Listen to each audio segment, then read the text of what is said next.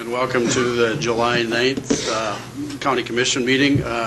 This morning, before we have the Pledge of Allegiance, I would like to have a moment of silence and respect for Mike Joffer, who was a long-time county employee whose funeral is today at 10:30, and unfortunately will not be able to, most of us will not be able to make it, but we want to recognize and respect Mike's service to this organization. And so we'd stand and then do the moment of silence and go to the Pledge of Allegiance. Thank you.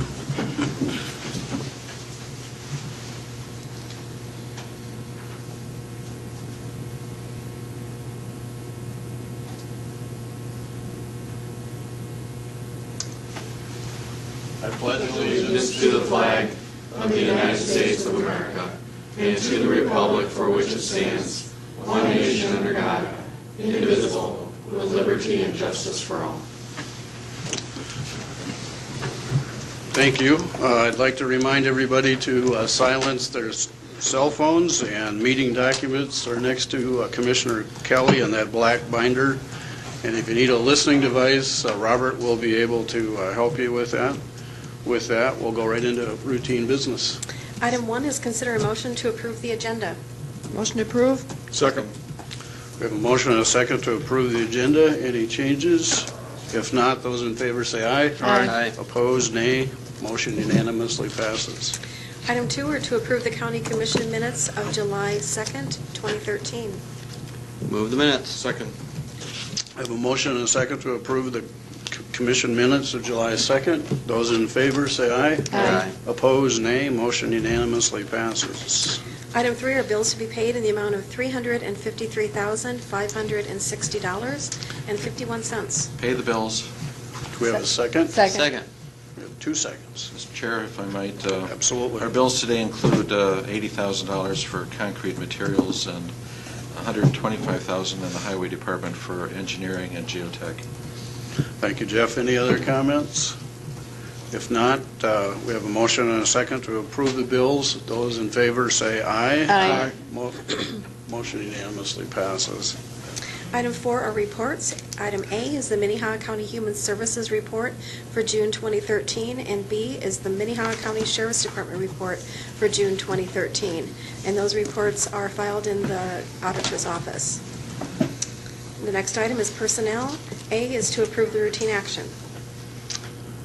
We have a motion to approve routine action. So moved. Second. We have a motion and a second. Any other comments? If not, those in favor say aye. Aye. Opposed, nay. Motion unanimously passes. There are no application for abatement today.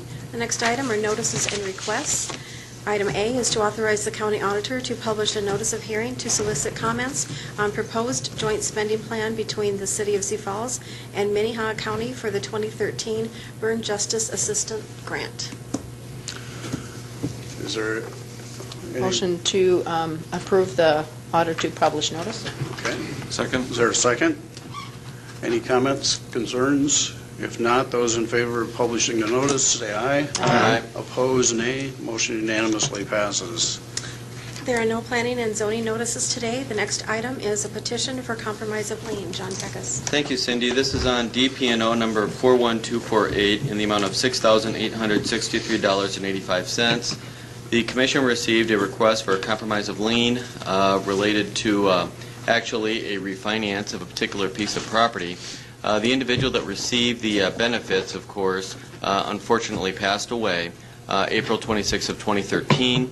The other person that owned the property in joint title actually is currently attempting to refinance.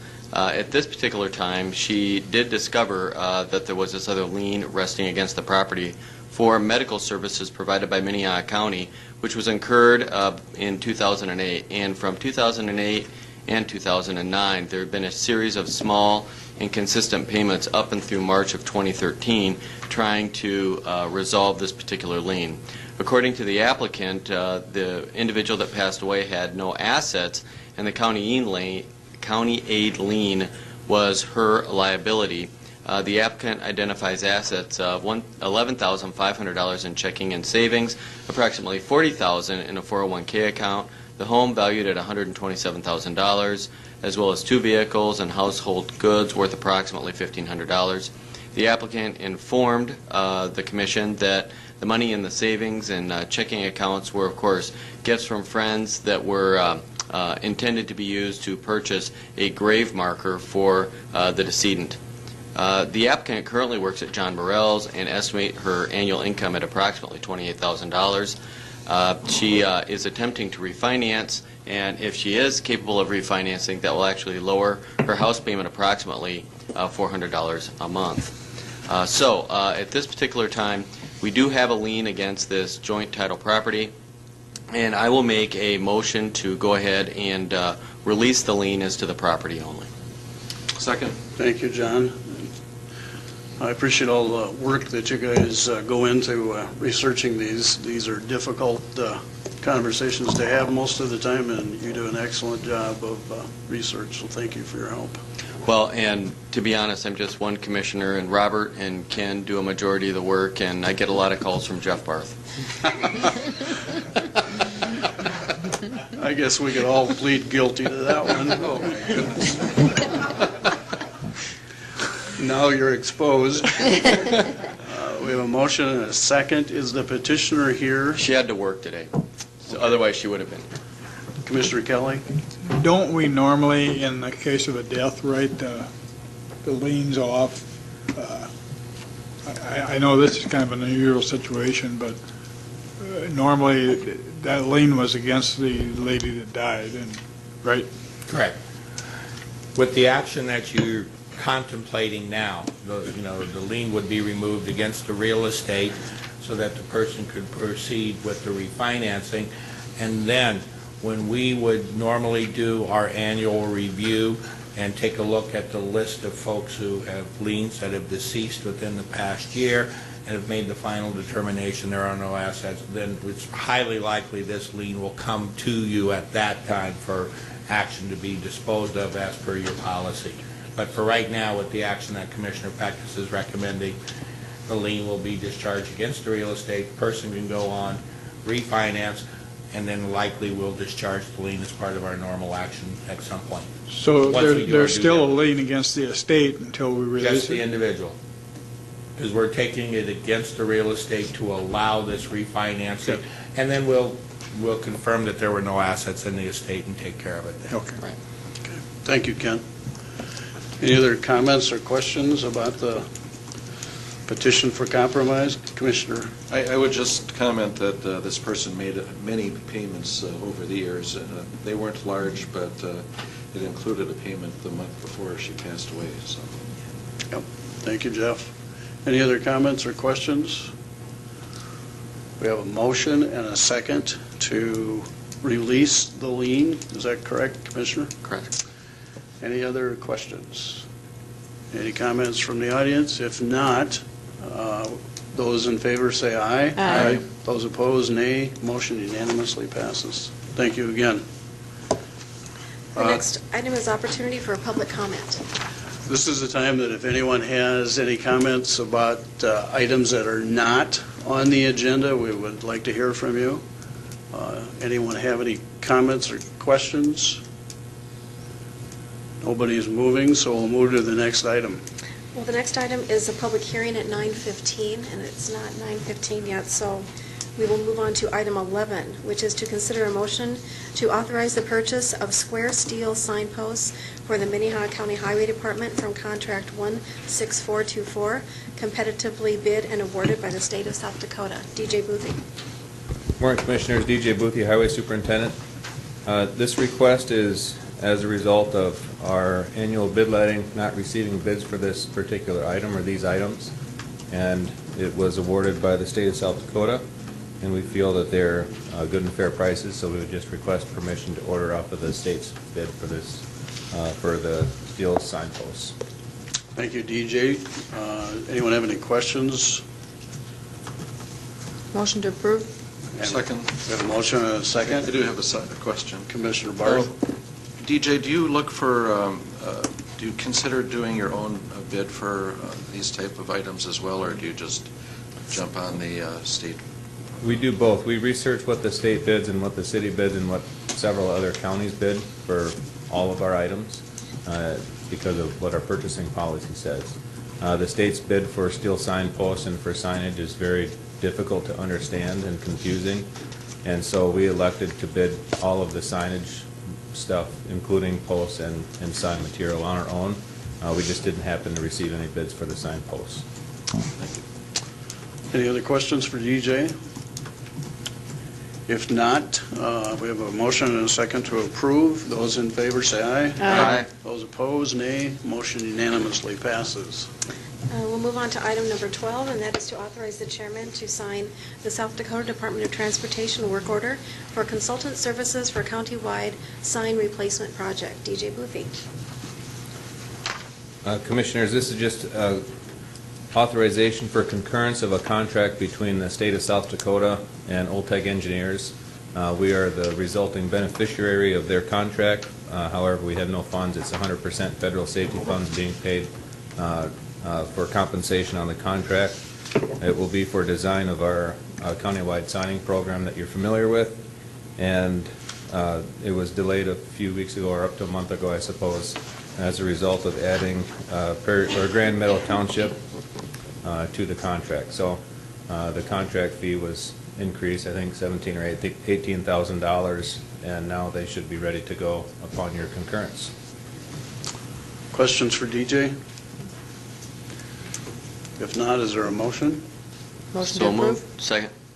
We have a motion and a second to approve the contract. Those in favor say aye. Aye. Opposed, nay. Motion unanimously passes.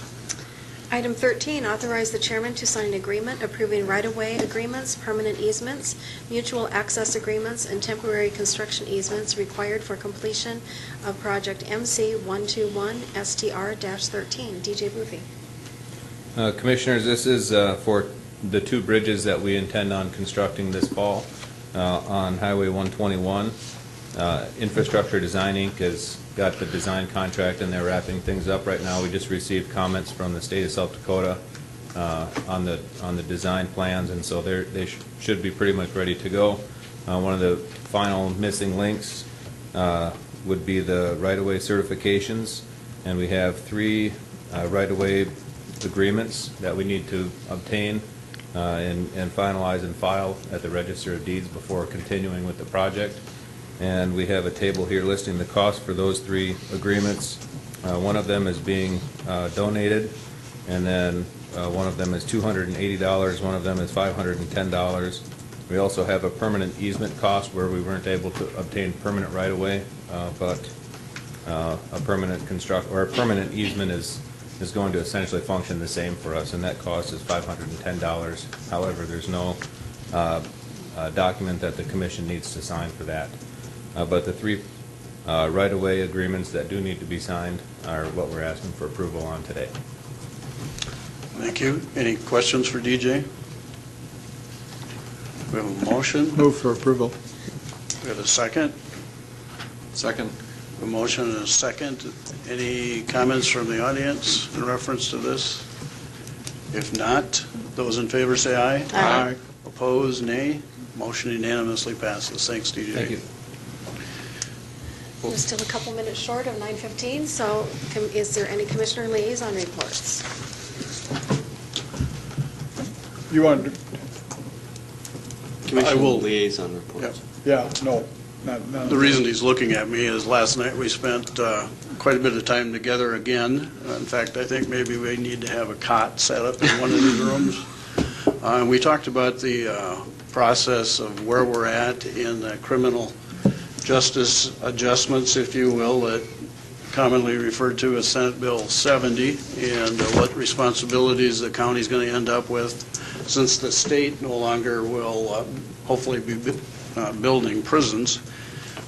Frankly, it's going to increase the county's attendance, if you will, and this process and project of replacing the CCC building, which is commonly referred to as the Elks facility and the work release program, has become a lot more complicated, to say the least. And we're getting some preliminary reports and projections about the growth that we're going to experience and the cost, and it's going to be significant. Unfortunately, we're anticipating currently that we will see at least 90 new participants in our jail program, and we're already at max. So besides looking at alternatives, which frankly the sheriff has done an excellent job with, we've pursued almost every alternative to incarceration. Even the non-profits who have testified yesterday in the committee hearings about alternatives that are available to us, we've already participated in almost all of those. So we're looking at some real, I think, growth in some of the cost of incarceration, if you will. So it's very preliminary at this point, but I think Dick and I would agree that at this point it's a lot more complicated than we expected it to be, and probably a lot more expensive. So that's all I really have to say as a liaison report, but I also feel that you ought to be aware of that because we're coming into the budget season, and I don't believe that we're going to be able to wait a long time before we make a decision on what process we pursue. Correct, Mr. Kelly? Yeah, just to add a little, in the coming years, we're going to see a rapid, significant change in what incarceration policy, I guess. We're not the only county that struggles with this. Almost every county in the United States struggles with this public safety cost and budgets that are somewhat lean. And there is a critical nature to this because we don't know how fast the Senate Bill 70 is going to affect, but could. If the judges want to incarcerate people, and the policy now is not to send them to the pen unless it's a serious felony offense, we're going to get them. And by the same token, the work release portion of this thing seems to have diminished somewhat in its, I think we had like 100 on work release a couple of years ago, now we've got like 60. So what started out as a very simple, let's just build a work release center out by the penitentiary, has turned into more of a major look at this whole, how this is going to affect us in the next 30 to 40 years. And everything's on the table. There's nothing that's on the table, and there's certainly, we're looking for public input from what I've gathered from Craig, and but this does have some immediacy to it, and because otherwise we're already sending lower risk people out to the CCC, and that's not going to work in the long term. So I guess I would just encourage the other commissioners to look at this thing and call Gerald or I if you have any questions, or the sheriff, before we get to the prioritizing on the capital improvements program stuff, because this is important and it's going to reflect some significant changes. I think even what Tracy's going to talk about later indicates how this whole thing is evolving, but we cannot continue to expend 52 to 55% of our budgets on the public safety side and still maintain other things that are expected by the citizens of the county. Thank you, Dick. Commissioner Peckus? Well, my ears are ringing. I said this in February, but apparently it just went right over the legislators' heads, and now it's sitting right here on our budget list. I just did some preliminary math. If it does cost, in fact, $35,000 a year to house a person at the county incarcerated, 90 more people, approximately comes to $3.15 million. That's how much it's going to hit us right now. So we got to figure out a way to rack them, stack them, build it, shove them, stick them, wherever we got to put them, because they're coming.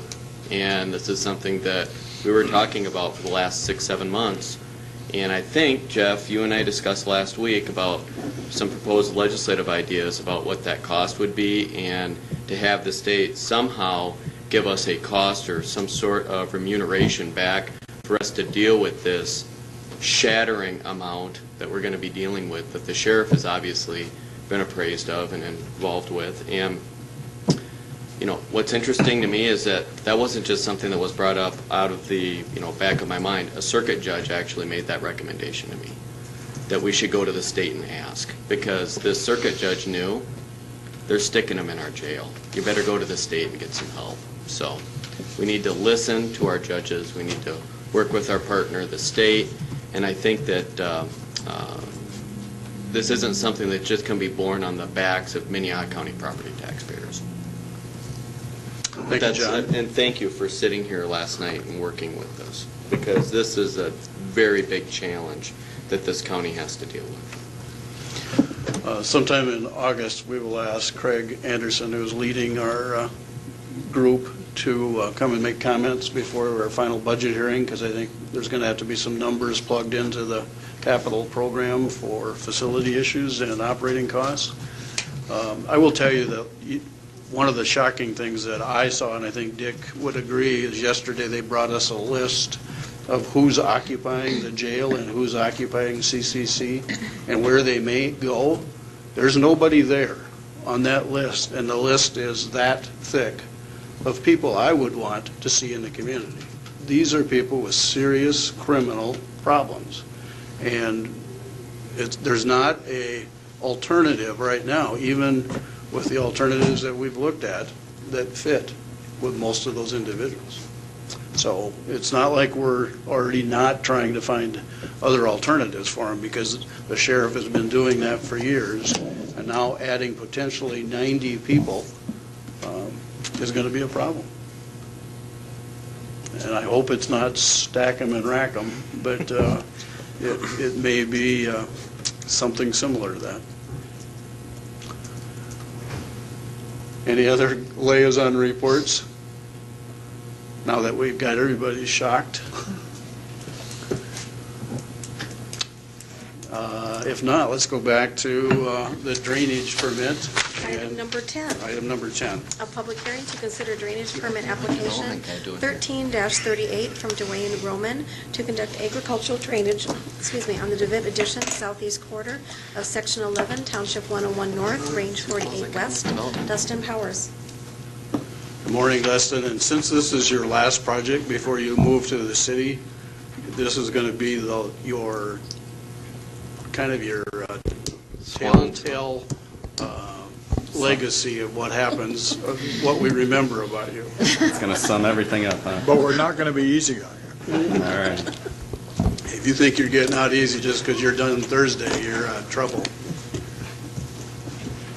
All right. Today we're looking at a drainage permit application by Dwayne Roman in order to conduct agricultural drainage on his property that is legally described as DeWitt Addition southeast quarter of Section 11, Township 101 North, Range 48 West.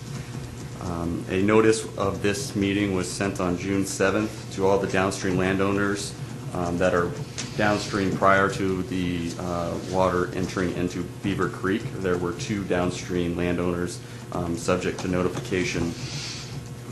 Mr. Roman is requesting approval of this drainage tile permit to increase the yield production and reduce erosion on his property. Mr. Roman has stated that he is doing this project to try to bring in 10 to 15 acres of ag land back into production. The tiling would be installed in Section 11 of Split Rock Township and will flow into a ditch which connects into Beaver Creek. The water will flow across land owned by Jacob and Sheila Jansen, which have signed a downstream waiver for the project.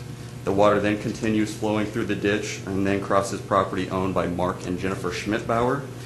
They would not sign a downstream waiver, therefore the reason for the hearing here today. The water flows into Beaver Creek on the northwest side of the Schmidbauer property. Mrs. Schmidbauer has contacted the Planning and Zoning Office and has expressed concerns with the proposed tiling project and at the effects it will have on her properties that are neighboring to the south. She has expressed concerns with potential contaminants that the tile may release into the water in Beaver Creek that flows through her property. Staff made a site visit on June 18th, 2013 and walked the proposed areas of tiling. Each of the tile lines were being placed and function as the same or within the same watershed. And according to the certified wetland determination by the NRCS, There are no wetlands on the property. Based on the information given, staff is recommending approval of drainage permit 13-38.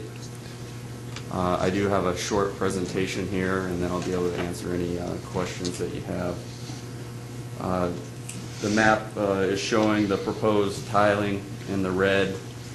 The Jansen property, here's the ditch that'll be outletting in. The Jansen property is whom has signed off for the drainage permit and is okay with the downstream water that would be flowing. And then it comes through the ditch onto the Schmidt-Bauer property, which then enters in Beaver Creek. This is just a being aerial, gives a little bit more updated perspective of what the property looks like compared to the aerial that was previously shown. And this is just a kind of a zoomed in version of where the tiling is going to occur. It's going to occur here and be outletting down here into the ditch.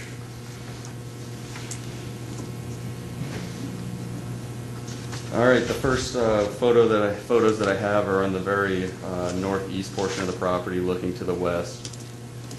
There's going to be laterals that run directly to the west that will enter in with the main lines before they head south. This is just a little bit further down the fence line, another perspective of where the tiling is going to be. The tiling will continue to run to the east, looking into the main line that will flow towards the southwest and to where it would outlet into that ditch. This is at the very north part of the property looking to the southwest. As you can see, there's a lot of vegetation growth due to the wet conditions on the property. Therefore, the reason the ag production hasn't been very good in this portion of the property, and the reasoning for the request for the drainage permit. This is just looking back to the east at the same spot, looking back towards where those laterals will be coming from and connecting into the main line.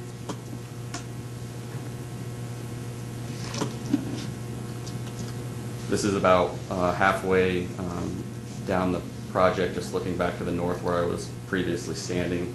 I was previously standing up here by the trees. This is just where the water is going to be starting to get into those main lines and flow to the southwest.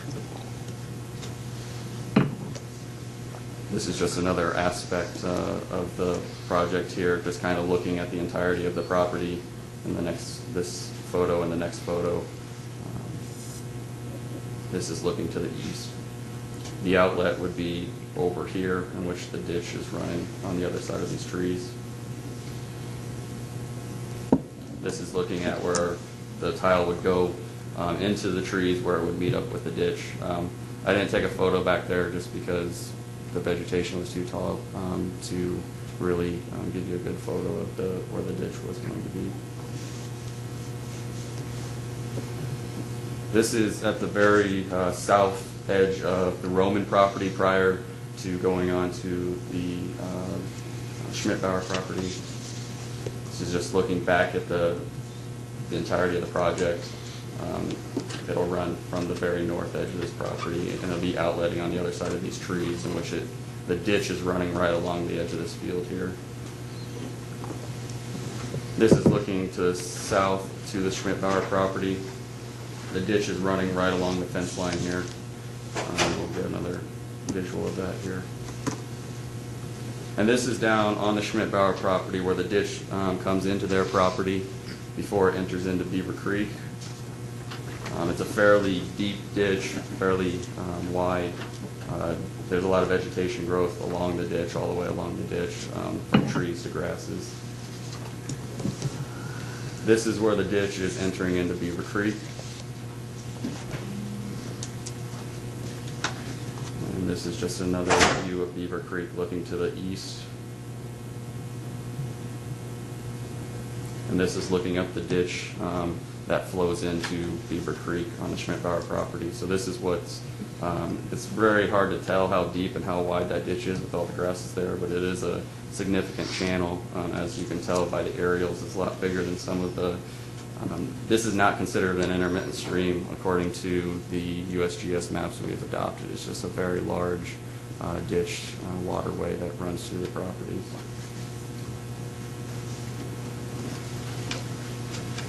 Excuse me, Dustin, is that, with that last one, is that the ditch or is that Beaver Creek? This is Beaver Creek, Okay. and this is the ditch. Okay. So that is all I have for you. If there's any questions at this time, I can answer them. Otherwise, I will be available during the rest of the presentations as well. Thank you, Dustin. Any questions for Dustin? Commissioner Barth? When you call it a ditch, though, is it man-made? Well, I think it's been altered. It's not entirely man-made. This portion here has not been altered. That flows into, but if you go further north, if I go back here, I think it has been altered just by the way it looks on the properties to the north.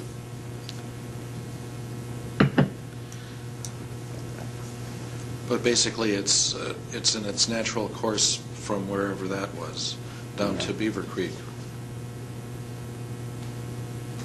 Yeah, so if you look up here to the property to the north, it's obviously fairly straight. I'm guessing that's not the natural way it used to flow.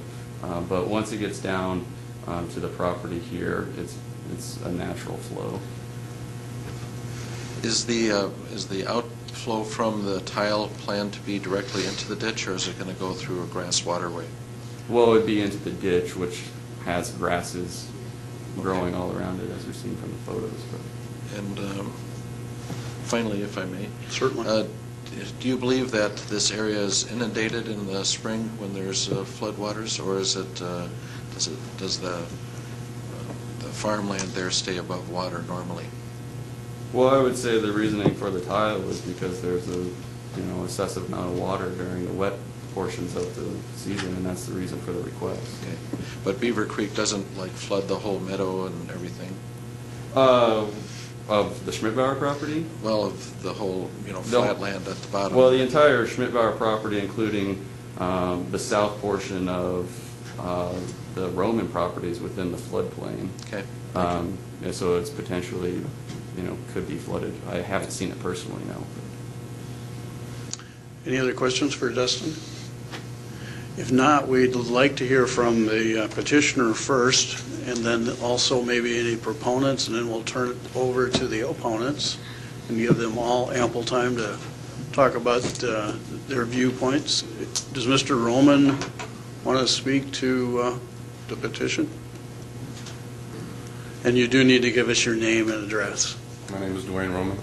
My wife Joanne Roman. We're here to ask for a permit for drainage on this property. I've been farming for 3 or 4 years now. We just purchased it this spring. As far as how wet it gets down there, it ponds in several areas there. Otherwise, you can get in there. It's just every once in a while you run into a wet spot, and I did this spring, went down about that far with the tractor. I eventually got out, but it wasn't much fun. I think I'll bring back about at least 8 to 10 new acres, and then on the side of that, again, it's wet feet for the plants there. I'm saying 12 to 15 at least acres will be back into some really good production again.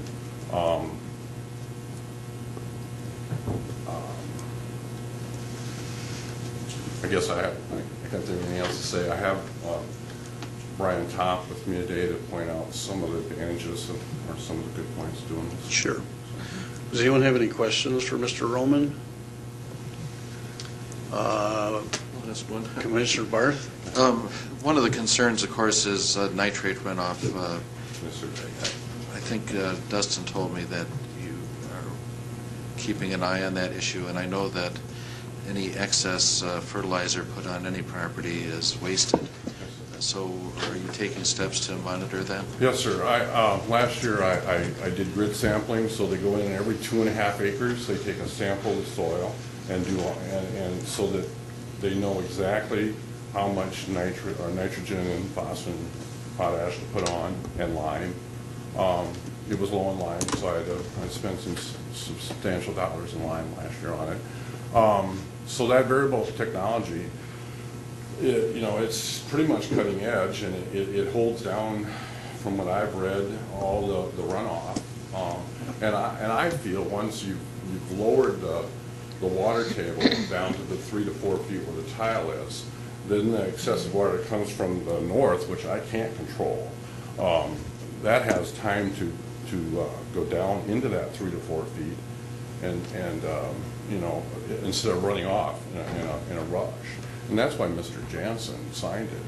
He was aware of that too, because his property is the first one to take it on. And then it's going into if you see the creek, it is 3 to 4 feet deep, 6 to 8 feet wide. It's a substantial creek, and I think it goes substantially north of my property. Any other questions for Mr. Roman? Would anyone else like to speak to the project as a proponent? Mr. Top, would you like to speak to us? Thank you, Dwayne. Thank you.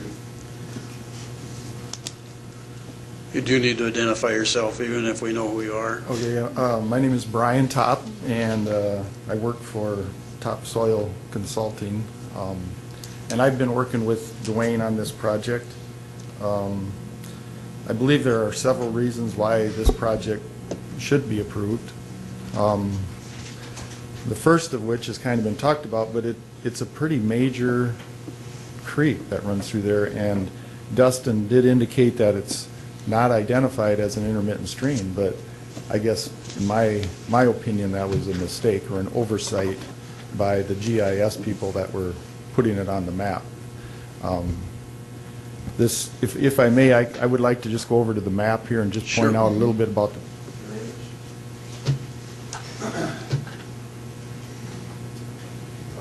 This project is down in section 11, southeast of Brandon, and the drainage goes up through Ellenberger, Berkman Ground, and then just to the west of Bethany Meadows, if you're familiar with that, there's a pretty big drainage that comes through there. That's further upstream from this.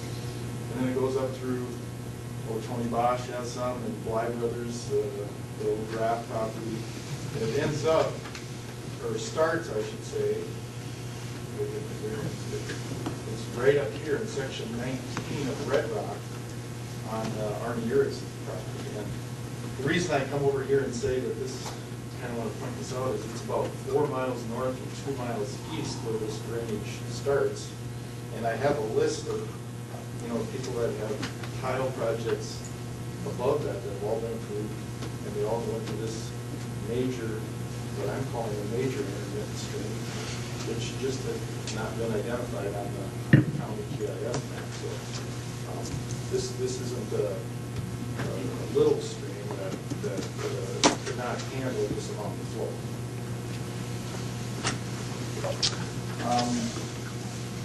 So I guess I feel that's one reason the project should be approved.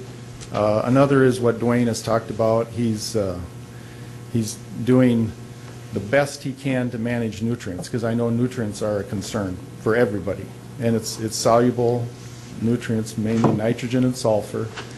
Actually, some of the other nutrients and chemicals are probably lessened by the tile system, because you're allowing them to filter through the soil and be connected to the soil versus running with the water. But the two soluble nutrients, nitrates and sulfur, are a concern for everybody. And Dwayne is trying to address that to the best he can with his variable rate technology. He's doing a good job of cutting edge, I guess, technology as far as agriculture is concerned. I used to work for the U.S. Department of Agriculture, and that is the technology that the U.S. Department of Agriculture recommends. In fact, they cost-shared this practice. Dwayne's not getting cost-share, he's doing it on his own, but with other farmers, they pay up to $20 per acre to implement this technology because they feel it's the best you can do with farming practices. So he's doing the best he can at managing nutrients, and so that's point number 2.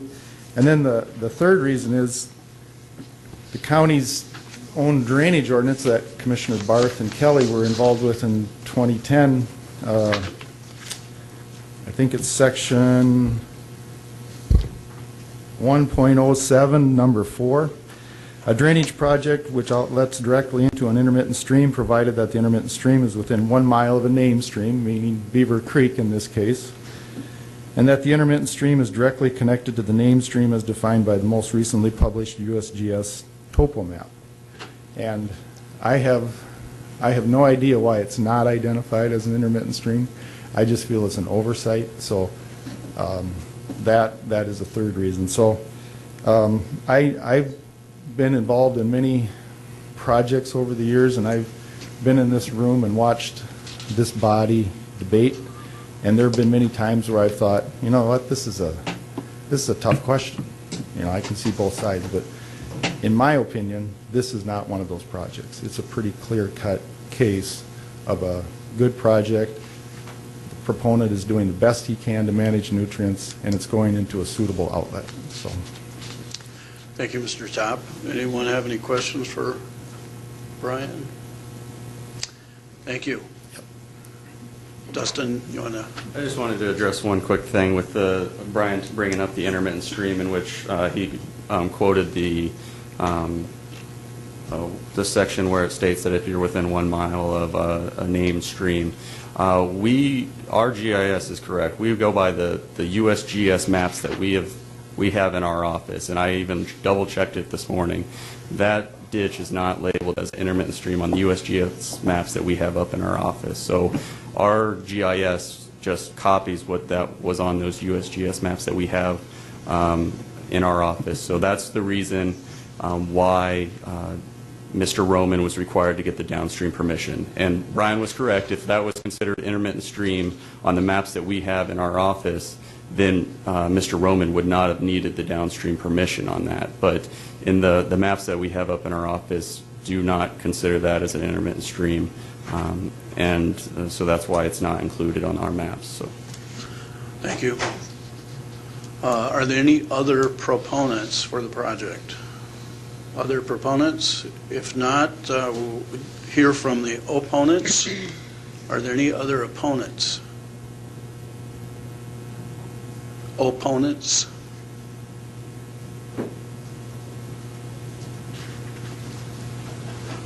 You do need to identify yourself and give us your address, please. Yes. Good morning, Commissioners. Thank you for your time. My name is Jennifer Schmidt-Bauer. My husband, Mark, is in the audience, and we currently live at 723 East 21st Street here in Sioux Falls. I have a prepared statement I'd like to read and a presentation. I'd like to point out a few things as I go through this.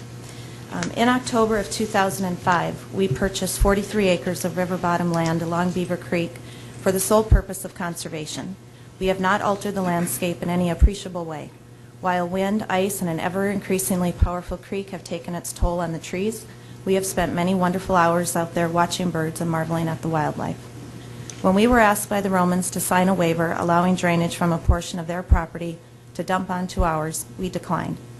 After a recent weekend of rain, we drove out to view the area Romans are proposing to tile, and were dismayed to see a portion of their corn standing underwater. I then consulted a soil map and quickly understood why they wanted to drain. Only an alteration of the natural ecology would allow for the possibility of growing crops there. So you've been well oriented to the slide that's currently up. This next one is a state soil survey map. And the orange arrow at the top points to the approximate area they are looking to tile. I don't know if you can tell in the resolution of this picture, I don't know when the photo was taken, but that entire area was vegetated at one time. So I don't know when it was previously in production. In talking with Jake Jansen, the other property owner who did sign the waiver, and contacted me after he had received the packet in the mail of the hearing, and had changed his mind and had wanted to be here today. I understand that's hearsay, but he told me that that used to be a beautiful area and someone had recently burned it off, and it used to be cattails and cottonwoods and small brush. So I don't have dates, but the point of this map is that the area proposing to be tiled is actually consisting of something called clamo silty clay. The majority of their property, which you can see the mouse to show on there. The large portion to the east is actually Davis loam. It has a beautiful soil profile for farming. It's richly fertile, underlain by gravel, and it drains well. In the 8 years we've had the property, we've seen many heavy rains and have never seen a puddle standing in that field. Not that there hasn't been, but we haven't seen one. However, the area they're requesting to be tiled is a different soil type. It's clay-silty clay with less than a 1% slope, and it would be a perplexing soil type to try to farm in. Clay holds water, and lack of slope inhibits drainage. If that water starts moving, say by tiling, the silty nature of it could increase sediment downstream in that ditch. Roman's proposed tiling project spans an area that has provided natural capacity for our landscape to hold and manage water in times of significant rainfall. This property is exactly what we want underwater, as it holds excess rainfall for the ecosystem and slows runoff into surrounding streams. As an adjacent property owner who has lost acres of virgin prairie soil and trees to increasingly frequent high-volume surges in water that occurred much less when wetlands were abundant and when fields were not tiled, I need help, not intensification, in managing water impacts to our property. Our opposition to the proposed tiling is multifaceted and echoes all of the factors the county is required to consider per Section 2.02 of the Minnehaha County Drainage Ordinance 38-10. One of these 8 factors that you have to consider is agriculture, but the other 7 are not. I have witnessed firsthand the flooding, erosion, degradation of water quality, and impacts to wildlife and aesthetics that increased water volume from the surrounding watershed the tiling that has happened, the surrounding watershed have caused on our land. One concern is the known acceleration of fertilizer and chemical runoff caused by tiling, which, as it appears you all understand, does contribute to local pollution and is a well-documented source of the growing dead zone in the Gulf of Mexico. Increased nitrate loads in rivers are a serious problem throughout our county. I have a whole stack of articles recently that talk about it. The Raccoon River near Des Moines, Iowa, says right there, nitrates primarily come from crop fertilizers, and better field drainage systems have worsened the situation. Record dead zone in the Gulf of Mexico. Heavy rain taints water and nitrates. Nitrates in water, excuse me. So I have been working with Jay Gilbertson at the East Dakota Water Development District to test what has been referred to me as an intermittent creek. I appreciate finding out that it actually isn't, because it does dry up in the summer when we don't have rain. It is a ditch. It's not that wide. But I did go out there in a week where there had been no rain, and we tested nitrate levels. And you can see both in the creek that they would be dumping into and then Beaver Creek, nitrate levels were 2.9 and 2.7. After a heavy weekend rain, we went out and tested again, and the nitrate levels practically doubled. We also tested water clarity in the creek, and a huge difference there. Those numbers refer to how many centimeters of water you can see through. That intermittent creek runs nice and clear when there is no rain, 60 centimeters, but after a heavy weekend of rain, quite a bit of sediment. You can only see 23.5 centimeters. Beaver Creek suffers much worse with all the intense runoff. The EPA considers levels under 10 parts per million to be safe for nitrates, and we are extremely interested in preserving the integrity of the stream for wildlife and human health. So right now, the nitrate levels are not too bad. We don't want to see it get worse. The E. coli in the stream is severely high, however, and that's one of the reasons that we removed cattle from the pasture that was in this 43 acres immediately upon taking ownership 8 years ago. Small actions such as a 20 to 30 acre riparian buffer have been shown to significantly improve the quality of a stream.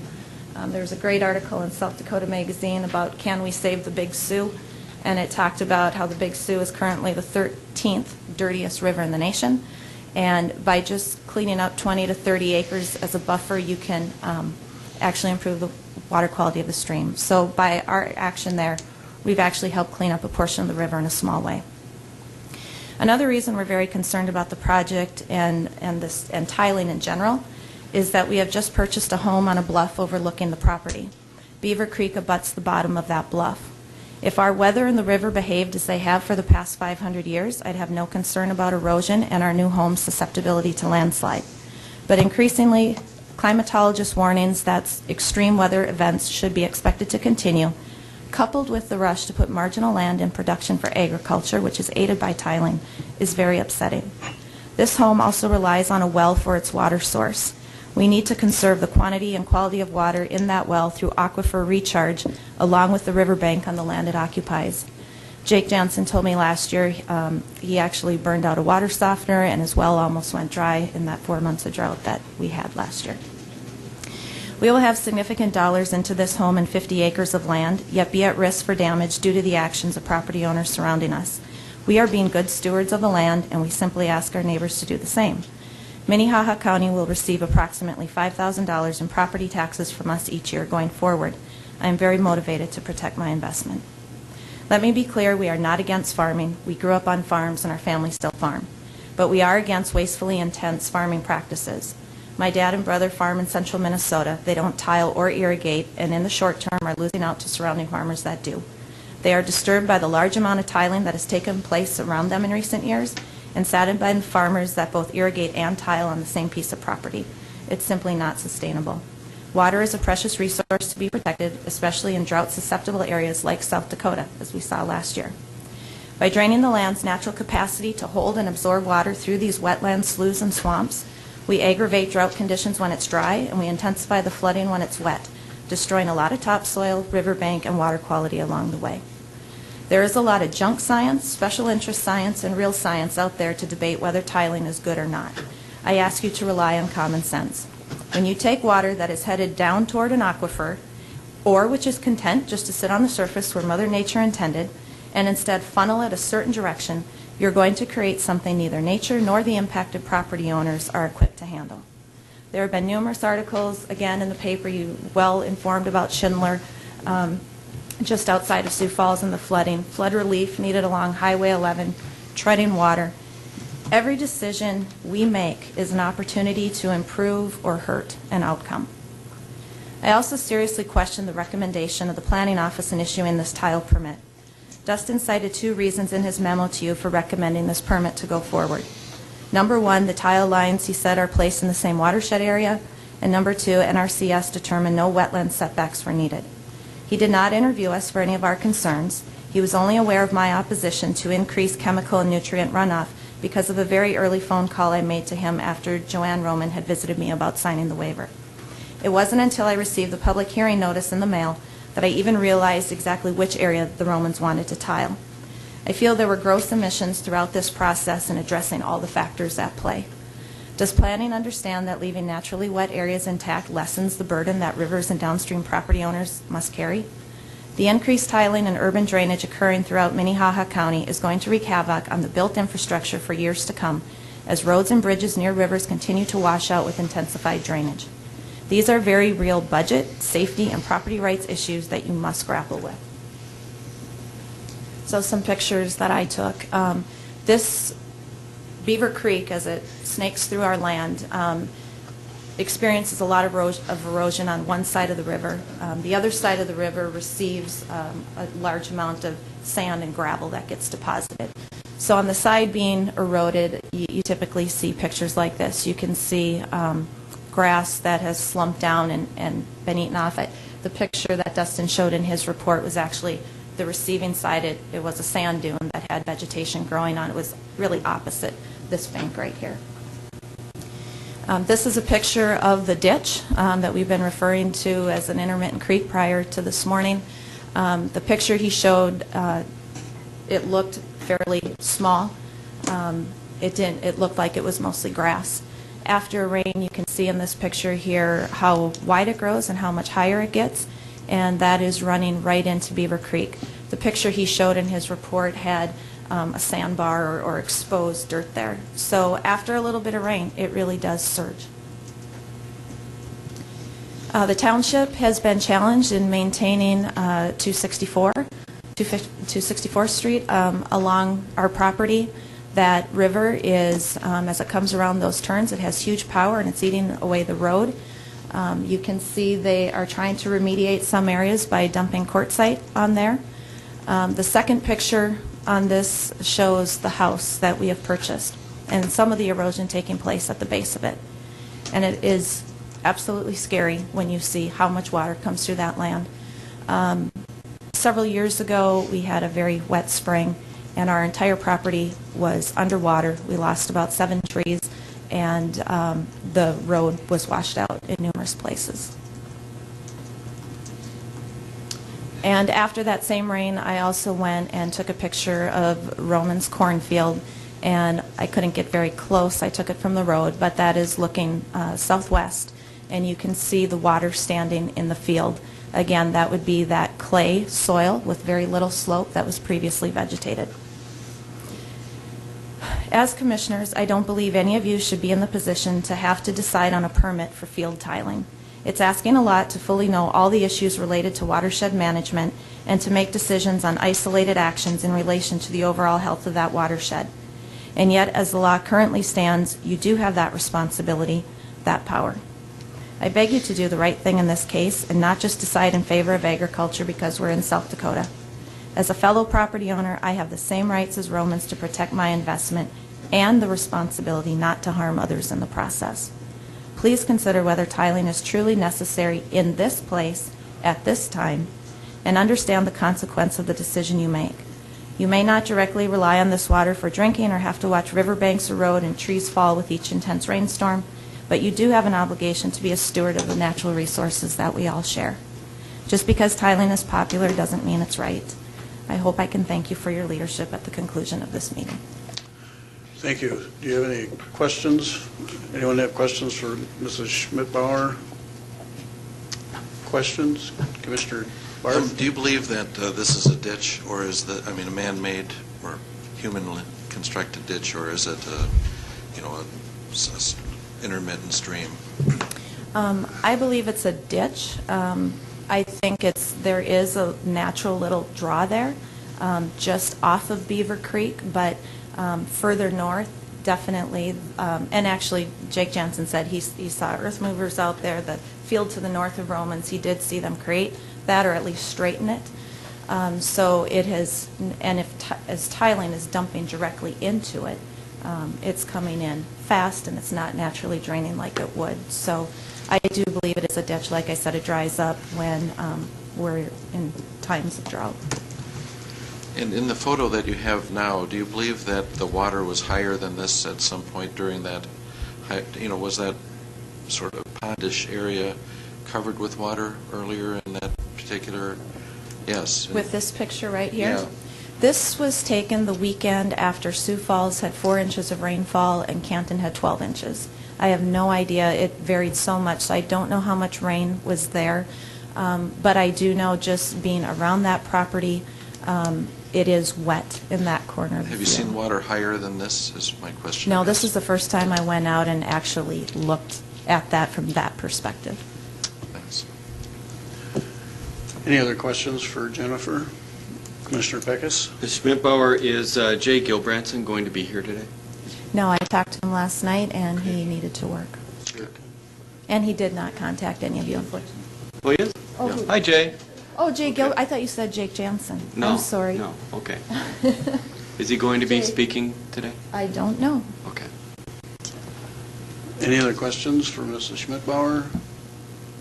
Any other questions? Thank you for your presentation. Anyone else like to speak as an opponent to the drainage permit? Anyone else like to speak as an opponent? Good morning. Morning, Commissioners. You need to give us your name and address. My name is Erica Beck. I live in Sioux Falls at 4601 East Alpine Circle. I served last year as the Economic Development Director for Minnehaha and Lincoln counties, and previous to that I served at the City of Sioux Falls for 7 years, and I know many of you from those past experiences, so thank you for giving me the opportunity to speak in opposition to Item 10, allowing the agricultural drain tiling at this location, Minnehaha County. I just want to start by saying that I grew up on a farm in Tripp County, South Dakota, so I am in no way opposed to any sort of agricultural development, and in fact, I think that in Minnehaha County we have a lot of unmet potential for additional growth in this specific sector of our economy. My concern, though, extends beyond this item and to tiling in general, and the expansion of tiling into areas of the county where future land use calls for a transitionary buffer of rural residential development and parkland between our urban development and agriculture. And this is actually depicted on your ag preservation map.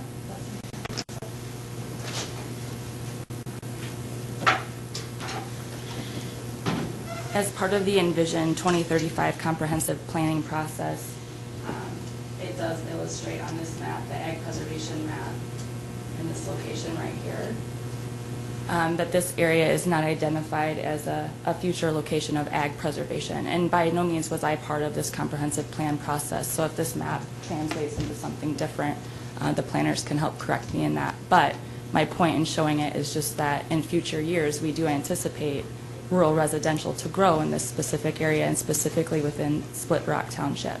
And so I do feel like the commission overall and the planning department overall maybe should take a step back and just think about, in terms of drain tiling and agricultural use, whether or not this is an appropriate location to pursue that in the future, because we do anticipate additional rural residential development in this specific area. My second point is just that you all know, because of the development that is occurring in Sioux Falls and Minnehaha and Lincoln County in general, that people move to this area not just because of a job that they're seeking. They move here because of the quality of life that we have to offer. And so protection of our waterways is extremely important. We have very limited recreational activities in these two counties. We hear that all the time from people that move here looking for opportunities and seeking those types of recreational activities. And we have a lot of issues within our waterways as they exist today because of past uses that we haven't necessarily taken into consideration when their proximity is located very closely to a waterway. We have that opportunity today, though, to take a step back and, again, make sure that we have some best management practices in place that address drain tiling. And that would be my request today, is that you consider deferring this until such time that best management practices can be put into place that address drain tiling overall throughout the county. Mr. Roman and Mr. Top talked about their use of the variable rate technology that they're utilizing to ensure that the least amount of nitrates sink into the soil and therefore into our waterways. But that is nowhere mandated, that they are required to do that.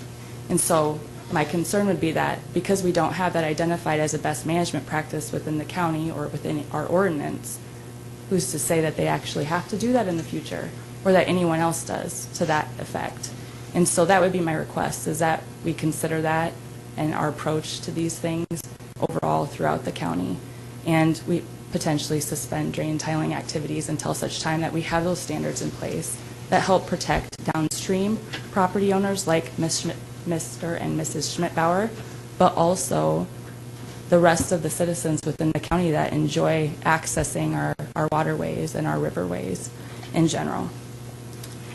Last thing I wanted to point out is through the Envision 2035 process, there were numerous meetings held within the surrounding communities, and those pointed out quite a number of items. Specifically, there was an agricultural survey that was let out within those 4 communities. I believe I had down that 39 people participated in the survey, and there is one question in the survey specifically that says, gives someone the opportunity to either agree or disagree that runoff from farm fields and other agricultural uses cause environmental problems. And that's a very generic question, obviously, but out of that 39 participants that responded, 26 of those participants either agreed or strongly agreed that that was an issue that needed to be taken into consideration. And so, therefore, my request to really defer this until such time that you can look into it further and make some determinations and best management practices and ensure that we have standards set in place. This is not just something that I'm concerned about or that Jennifer and Mark are concerned about. This is something that other people within the county are concerned about as well. And so taking that into consideration would be extremely helpful and I think would promote additional growth within the county in the years to come, because our quality of life does impact our economic development opportunities that we have within this county and adjacent counties as well. I'd be happy to entertain any questions. If not, thank you. Thank you, Jennifer. Erica, sorry. Questions? I just have a comment. Okay. I think in 2010, that was what we did address when we had a task force that addressed drainage, and I wasn't on the commission at that time, but they did have commissioners, and they had city and county people, and I think they spent months. Dick could probably speak to that better than I did, just because he was on it and I was not. I was not on the commission at that time, but spent a lot of time looking at all the issues from both city and county people. And thank you for that. I do agree with that. My only statement would be that I think in this instance, and it specifically says that within your ordinance, section 2.02, it gives those 8 considerations and factors that Jennifer went over. And I don't know that those were addressed, or that I could say that they were addressed anyway within the staff report. I don't believe that it was pointed out in any way, shape, or form that all of those items were addressed in evaluating whether or not this application should be approved. Thank you, Erica. Any other questions? Any other opponents? My name is Joshua Wolski, and I live at 2701 Thomas Circle in Sioux Falls, South Dakota. I have a quick thing I'd like to distribute, if that's all right. Sure.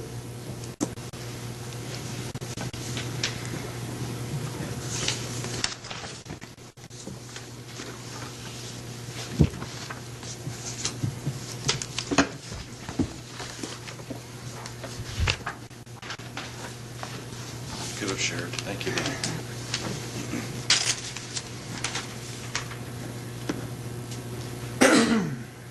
All right, as I said, my name is Josh Wolski. I am an East River Sierra Club board member. I'm a current student at USD in the sustainability program and also the business program. I have spent my entire life in South Dakota, and I've always appreciated the state's connection to nature. As an avid sportsman and lover of the outdoors, I have enjoyed countless weekends with my dad and sister exploring South Dakota's beautiful state parks, including Beaver Creek. When Jennifer Schmidbauer informed me of the proposed tile drainage, I was dismayed. I have frequented the parks over the past couple of decades and have been forced to watch the influences of humans slowly degrade these once pristine areas. Anyone who has gone to Beaver Creek State Park for some time knows just how prone this area is to erosion, particularly during times of high water levels. The creek has claimed a cement footbridge that was swept off of its foundation due to heavy rains, indicated in the blue box on the attached map. Recently, a trail had to be closed off and rerouted because of a hill that slumped, and that's indicated in the yellow portion of the map. The area indicated in purple on the map has been eroded to less than 3 feet across, and it's also in that map you can tell that it was drawn some time ago, and at that time it was quite wide. It was probably 20 to 30 feet wide. Now that's been eroded to only about 3 feet across. In addition to this, there's an old wooden tractor bridge from when the area was farmed, and that has seen multiple repairs as soil has fallen away from the creek's banks, and that's as recent as, I think, this past year. In 2011, the bridge on the 264th Street, just north of the park, was closed due to safety concerns, and that's indicated in the red box. And these are all examples of how powerful this creek can be and how it can influence its fragile surroundings. I have enjoyed so many memory-filled weekends growing up at state parks such as Beaver Creek. Although the issues of Jennifer's Land and state parks seem separate, they are both a part of the same watershed and are inherently related. I hope as you consider the two issues of water quality and land erosion in relation to Jennifer's Land, you'll make the choice that allows your grandchildren and great-grandchildren to the same ability to enjoy these state parks. Thank you. Thank you, Joshua. Does anyone have any questions for him? Any questions? Thank you for your presentation. Any other opponents? We now give the opportunity for staff and for proponents to do a short rebuttal, and I emphasize short. Anyone have any response? Dustin or the Romans? All right, we heard a lot here, so let me try to keep it short and go through some of these things. Well, let me first talk about what Erica brought up, since that's the most recent in our minds, with the 2035 comprehensive plan. Those maps that showed the ag preservation on it and the rural residential transition zones, obviously the 2035 comprehensive plan hasn't yet been adopted. It has yet to be finished. That map was something that we presented at those public hearings that she had discussed, and where we displayed the surveys and those things. Looking at where the Romans property is, it's 2.5 miles out of Brandon. So, you know, that we're planning for 2035. I mean, that's why we call out areas that far out. I would say that, you know, a residential development happening out there is not going to happen in county's jurisdiction. So until Brandon expands 2.5 miles out to the southeast, you know, that's when those issues with tiling and the properties are going to be expected. How tiling, you know, having tiling in the ground affects a residential development. If a developer is going to go out there and develop it all into residential housing or commercial development, they're going to grade and do everything to that property to make it suitable for their current use that they're looking for.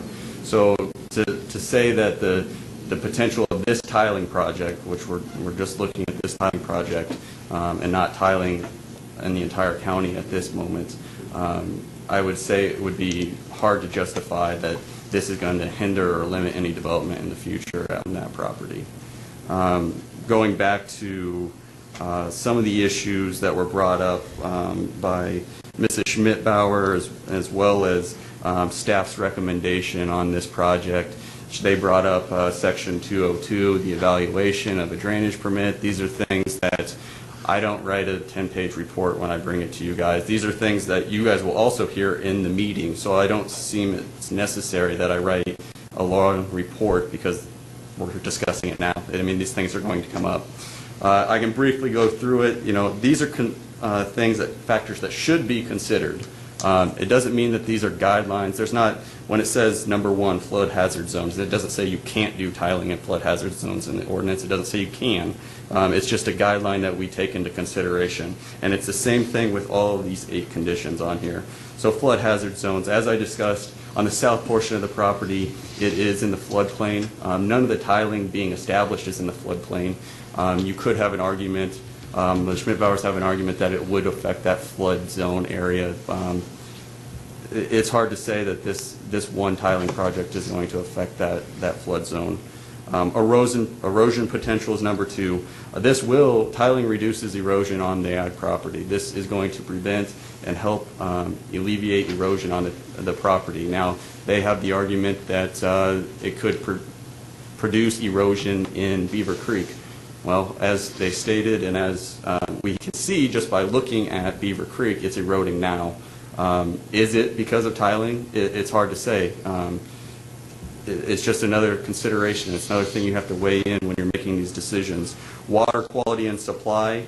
By reducing the erosion on the property, it's reducing the amount of soils or particulates from the soils that can get into the ditch and the waterway. You can have an argument that it does, though, increase the nitrates in the waterway.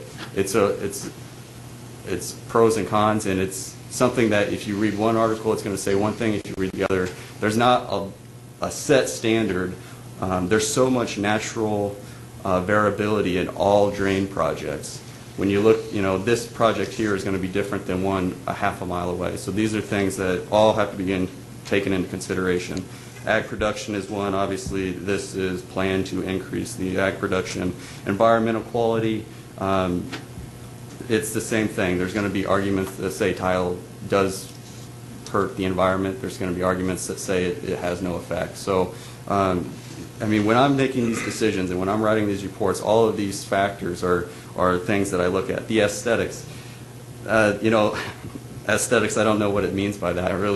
I wasn't here when that ordinance was adopted, but if you ask a farmer, is this going to make the property look better? And he's going to say yes, because I'm going to see more rows of corn on my field. If you ask the Schmidt-Bauers, they're going to say no, because the grasses and things have went away. So it's a balance of the two. Fish and wildlife values, I mean, there's not a lot, I mean, there's some fish out there, but, wildlife values, it's one of those things that it's just a weight.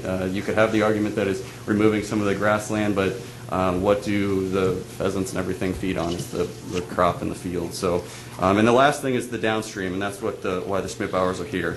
And there's a number of things that we look at. Is it uncontrolled drainage? I think actually tiling, and as I think Brian indicated, the Department of Agriculture supports this because it actually controls drainage. Drain tile reduces peak flows on the properties, which reduces erosion. So it does sustain flows a little longer, but it does reduce those peak flows that cause the erosion and cause those nitrates to be in the water. The Schmidt-Bauer brought up the nitrate levels in the water in Beaver Creek. They measured them when it hadn't rained for a while. Obviously those were low. Then they measured it after a large rainfall. How can we determine that went through a tile that got that into that water?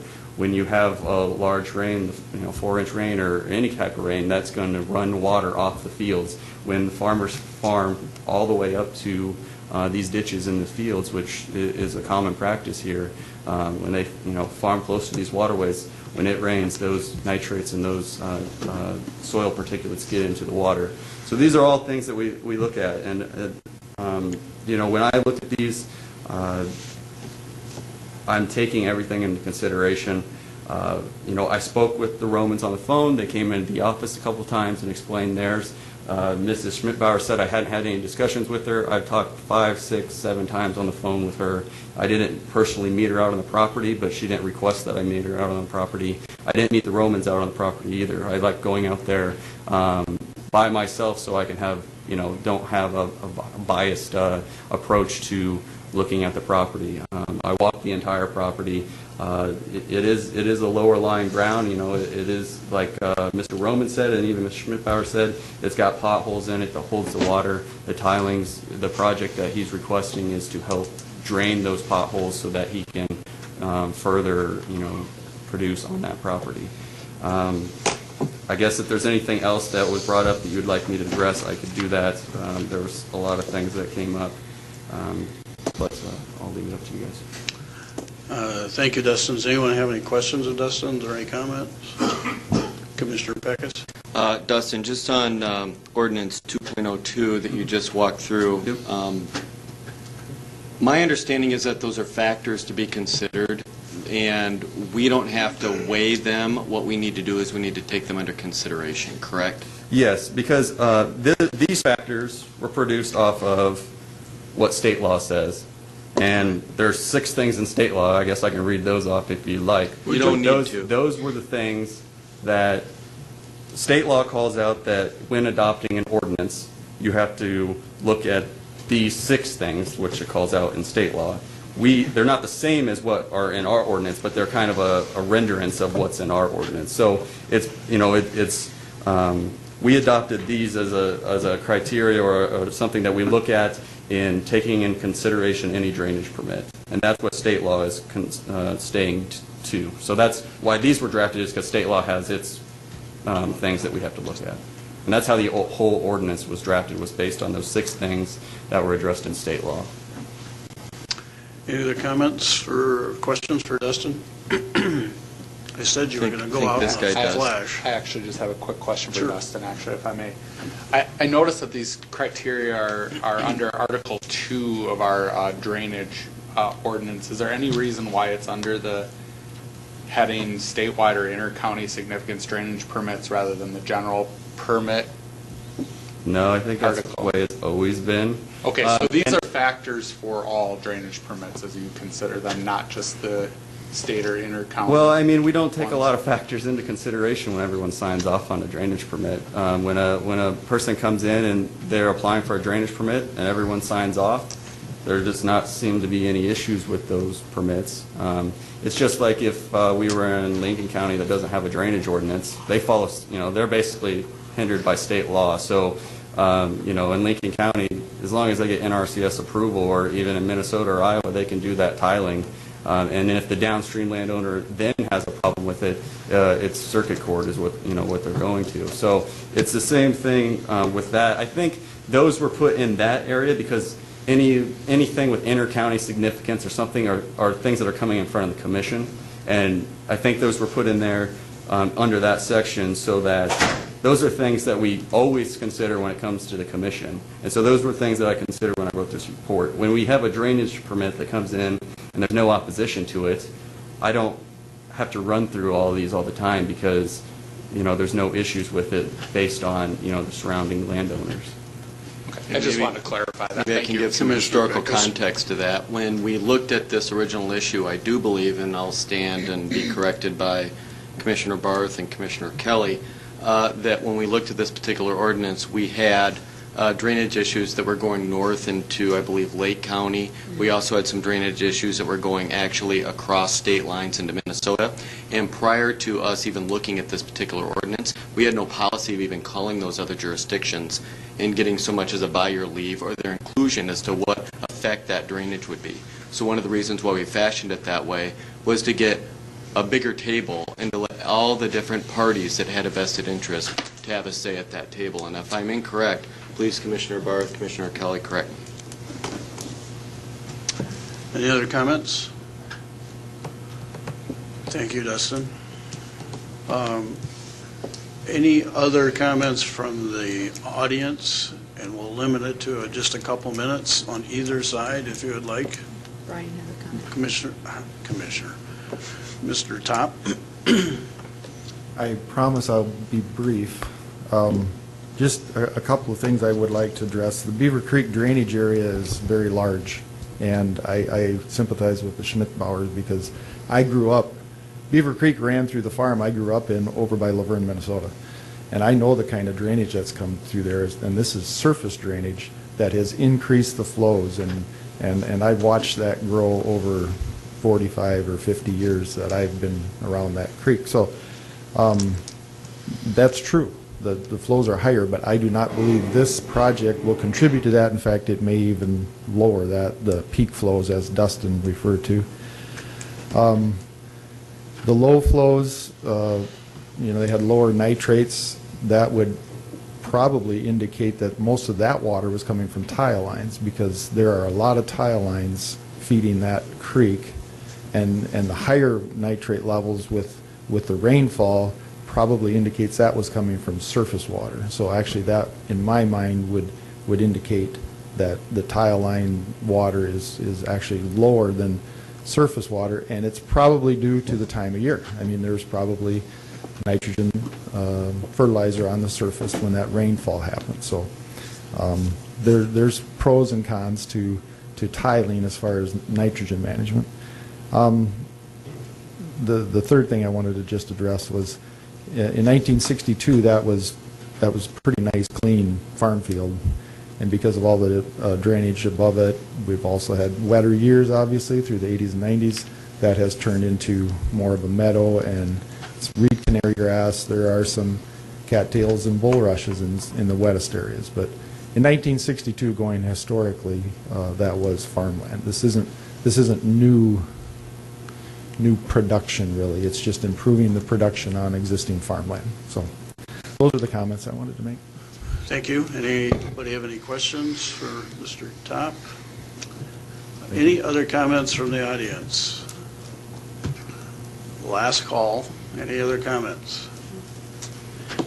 If not, I would look for a motion from the commission on item number 10 to consider the drainage permit from Dwayne Roman. I'll make a motion to approve the drainage permit. We have a motion to approve. Is there a second? I'll second it. I have some comments, of course. We have a motion and a second. Commissioner Barth? Well, I do think I can certainly understand why a party would want to not have this done. At the same time, human occupancy does change the world, and you've got to be careful what you ask for. Potentially, we could have 400 cattle on the same acreage which would cause increased fecal material to enter into the stream. Erosion happens. You know, the fact that a bridge or a road is there doesn't mean it's going to be there forever. There's ponds down in the area of Sioux Falls called Oxbow, which were curved areas of the Big Sioux River that got cut off when a flood happened, and the river changed its course. That's what happens. On the 4th of July, I went to the Good Earth State Park and hiked through there. They have a couple of lookout spots, and you're 110 feet straight up over the river with less soil below you, which is dust from the glacial times, and tree roots sticking out. And I must say I worried that my slim body might be the straw that broke the camel's back and cause a new landslide. I can certainly understand it. And I did drive out and look at this whole area, and I fully understand it. But at the same time, I think there's so many factors in this, especially when it comes to talking about the runoff. An acre of corn, I think, uses 4,000 gallons of water a day, which that sucks the water out that would be standing there. Having the water be drained out slowly means that the soil can absorb water that from a daily downpour. This is a very complex issue, and I'm very impressed that there is an attempt to control the nitrates going into the water, and my hope would be that more farmers would adopt that policy. It's a waste of their money to put down more fertilizer than is needed, and I'm certain that I probably use too much on my acreage here at home. I don't have an acre, by the way, but there's also, so many other things. When you're involved in a rural area, you're going to have things happen that it's not a park at this point. And so I'm going to support allowing this drainage. Thank you, Mr. Barth. Any other comments? Commissioner Kelly?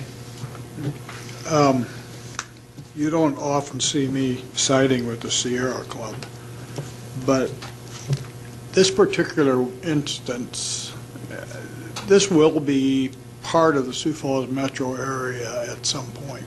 It might be 30 years from now, but it will be. And I guess I just have some concerns that this is definitely a nature area, just as Beaver Creek State Park is. And I guess I have some concerns when we start messing around with artificial means, and I guess I agree with Erica a little bit that maybe on the drain tiling, and I guess we knew it was going to continue to increase with the cost, with the price of land and with the price of crops right now. But I think we do have to be careful when we look at this. The land that's being tiled, from what I understand from Mr. Toff, it's been 50 years since it's been farmland. That's quite a long time. I'm not sure, Commissioner Kelly, that's what he said. I thought he said the last time it was farmed was around in 1962, and that it's kind of, and Mr. Toff, if I'm wrong, please correct me. I think we need to have him speak to that, because that's not what I heard, I don't think. Yeah, we have photos back to 1962, and I was just referring to back in 1962, it was all farmed. And since including this area that we're talking about tiling. Yes, and then in the mid-'80s, it started to get wet and it started to expand a little bit. 93, the world changed with all the rain in 93, and so it has expanded probably especially since 93.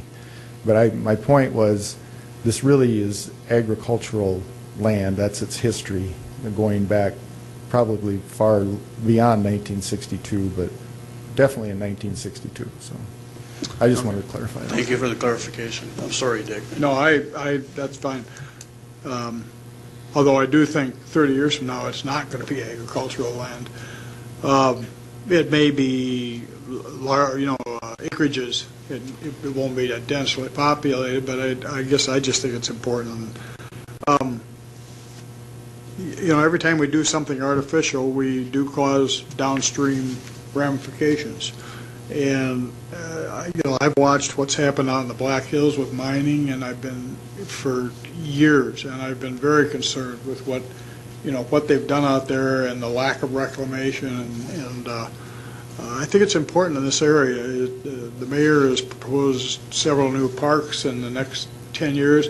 When I lived in the Twin Cities, Minneapolis, most of the beauty of Minneapolis was its parks. And that town's always been known for its parks, and they've got hundreds of parks. And I always thought that that's the way Sioux Falls ought to go, too. We need to balance what we are, an agricultural area, with the fact that we are becoming an urban area. And if this were out in the northwest part of the northeast part of the county, I don't have quite the questions that I do have here, where we're not too far from Brandon, and Brandon's exploding as far as population and just what we're going to develop and what we're going to have available to our future generations. I do want to sit back and look at this tiling a little more seriously. I know we went through that. Most of the input was agricultural oriented, and the right to farm is important. And yes, they could go in and put cattle on that or whatever, but sometimes I think we got to leave nature as it is, or at least somewhat. And so that's my concerns.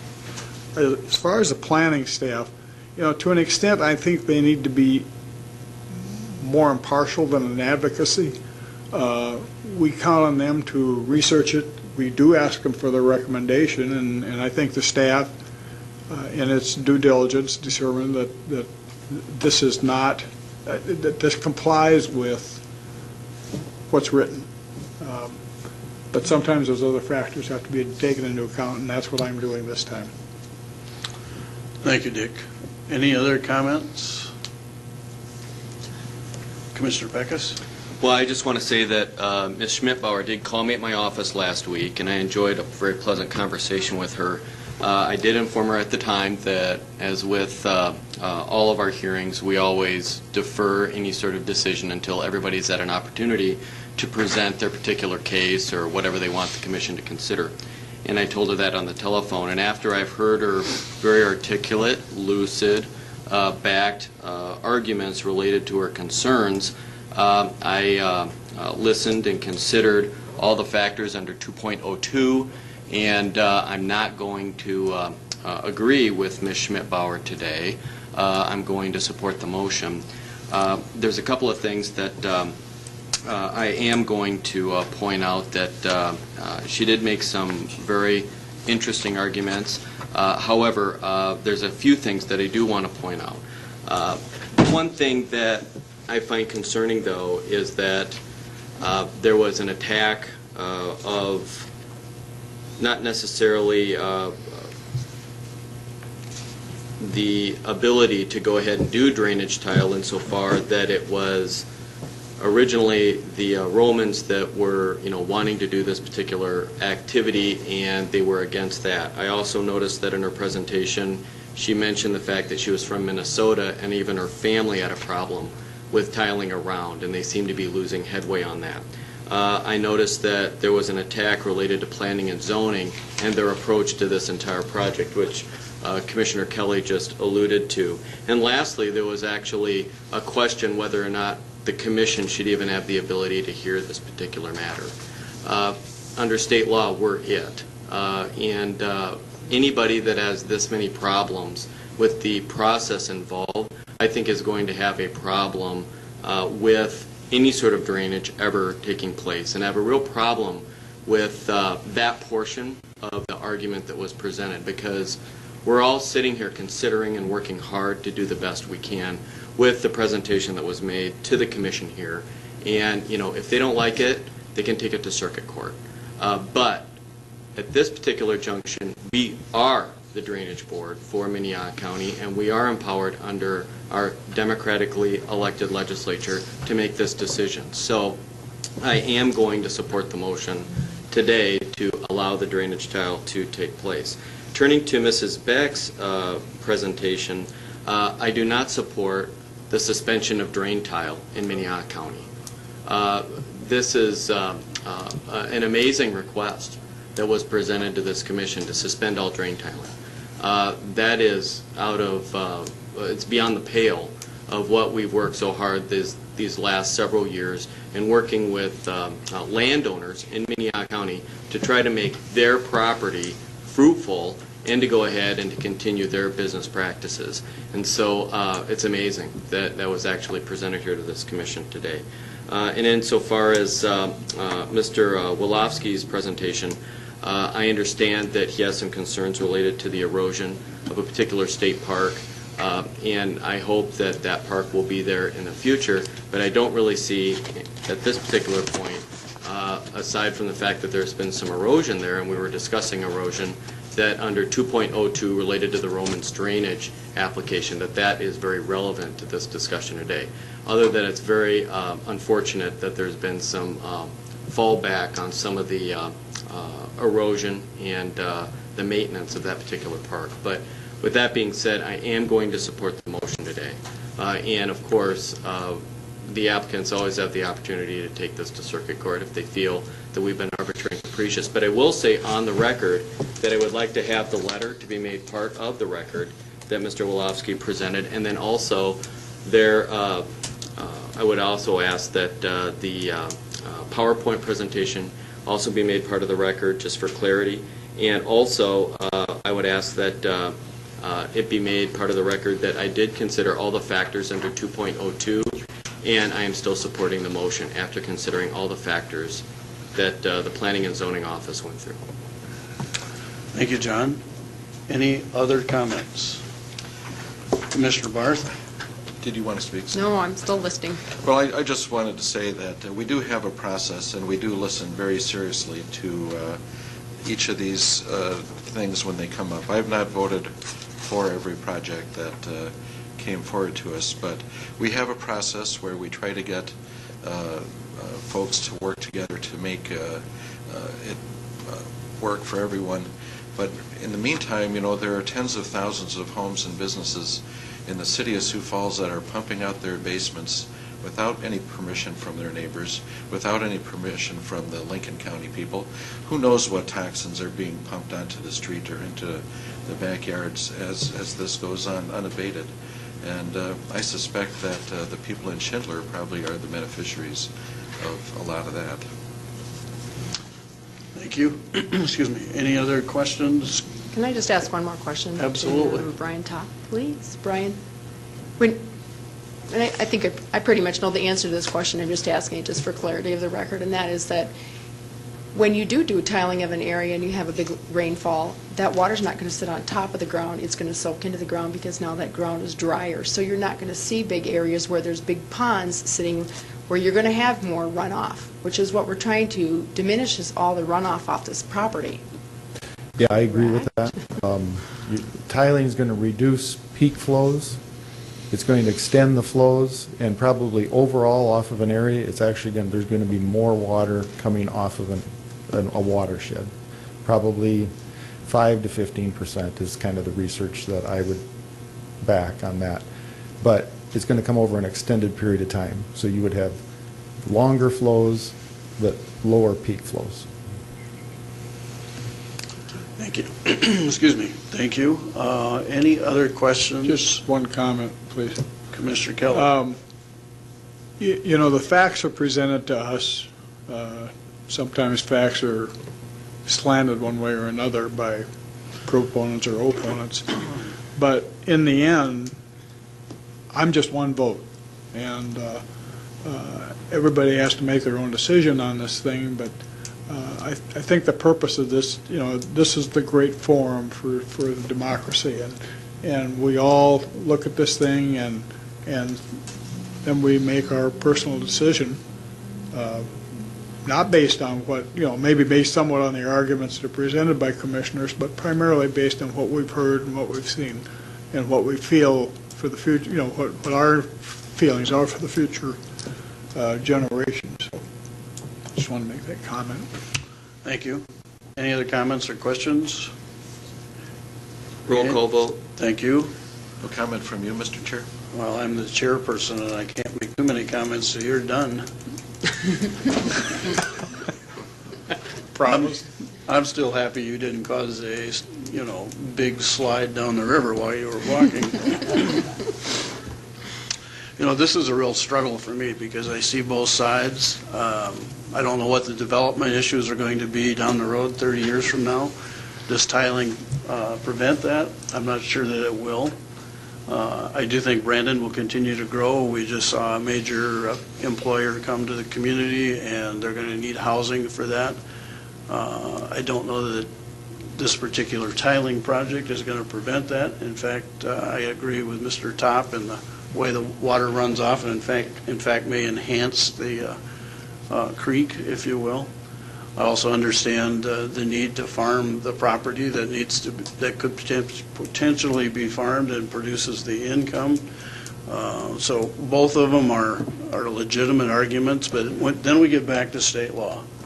And state law says that we have certain criteria to look at, and the criteria is fairly clear that they meet all of the criteria from a legal standpoint, in my estimation, to be able to do a drainage permit. And even if my emotional side says I understand what the Schmidt-Bauers have concerns about, I think legally, based on the evidence and the information that we've received, that this is an approved project. So I will be supporting it. Any other comments? If not, I think we need a roll call vote, please. Commissioner Barth? Aye. Heiberger? Yes. Kelly? No. Pecos? Yes. Benega? Yes. Motion passes 4-1. I appreciate everybody's involvement in this. It is the process that is the best process that we have. You may not agree with it completely, but you do, as Mr. Pecos says, have an alternative to this if you wish to pursue that. But we also thank you for your input, and we know that it's an emotional issue. And again, it's not an easy decision for us, so thank you for being part of it. Dustin, I said you were going to go out as in a flash, and I really thought that you would make it kind of simpler and easier for us to move forward. Next time I say that, I hope some commissioner tells me to be quiet. But thank you for your service. You have done this planning and zoning department a wonderful job. You're one of the few employees that I get constant letters from other people saying that we appreciate his input and service and your expertise in the way you handle public comments and concerns. We want you to feel good about leaving here, and we want you to stay in touch, even if you're only going across the street, so to speak. We will miss your expertise, and thank you for the years that you provided us that. So good luck.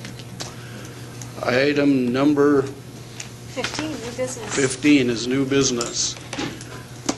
I do believe we have a new business item, which is Tracy Smith is going to make a presentation on the possibility of a Bush Foundation grant.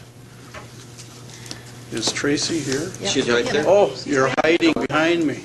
I'm sorry.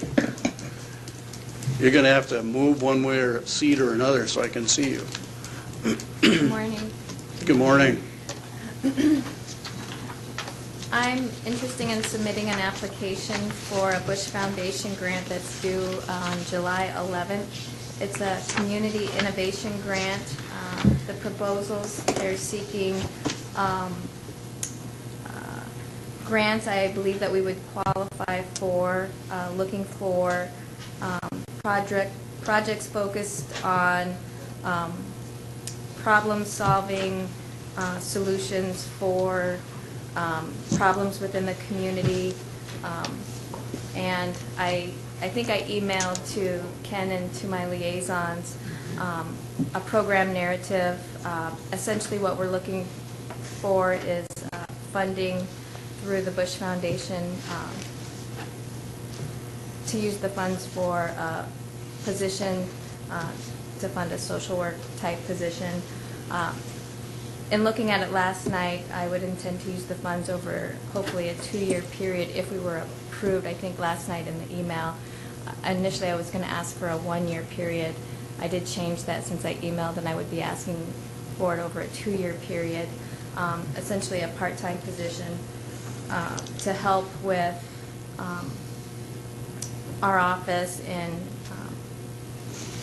providing social service support for individuals, sort of connecting clients on the front end after their arrest, helping clients with finding placement, helping with getting them connected if they qualify for SSI or SSDI, helping them find housing, helping them with detox issues, all the issues that come about with, so that the jail is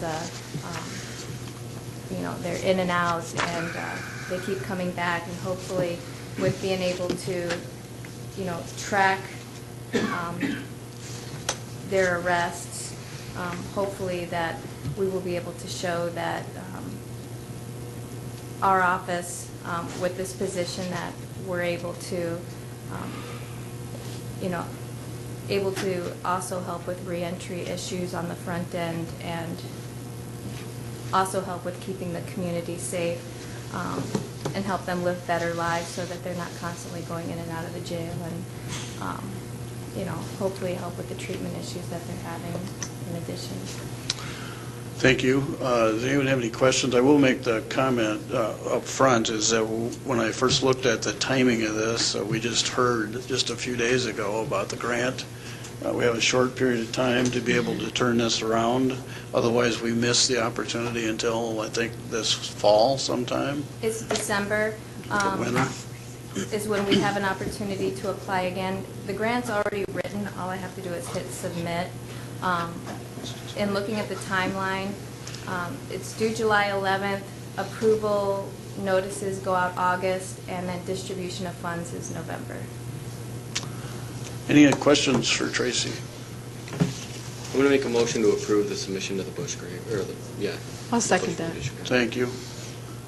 May I be heard? Absolutely. Before I was elected to the county commission, I did some criminal defense work after I left state's attorney's office, and you'd be amazed, absolutely amazed at what public defenders do in regards to social work, in regards to anybody that does criminal defense work.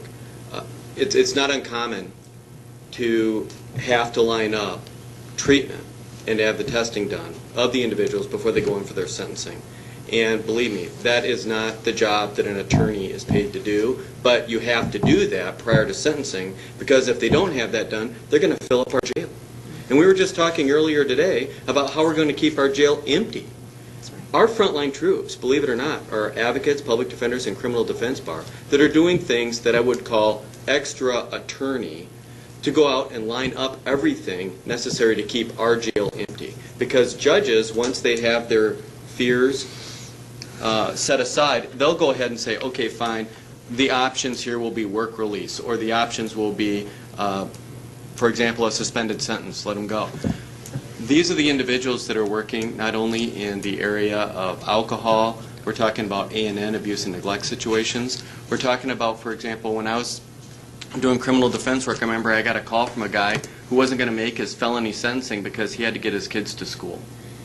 So I had to drive over there, put the kids in the back of the car, drive them to school, drop them off, and then we went down to the courthouse. These are the things that public defenders do every day. And I remember when I mentioned that, when I got to the courthouse, the state's attorneys, they laughed at me because they actually said, you don't have to do that. And I remember Pat Rappel, who was still a public defender at the time, stood up for me and she said, we do that every day at the public defender's office. You guys don't have a clue.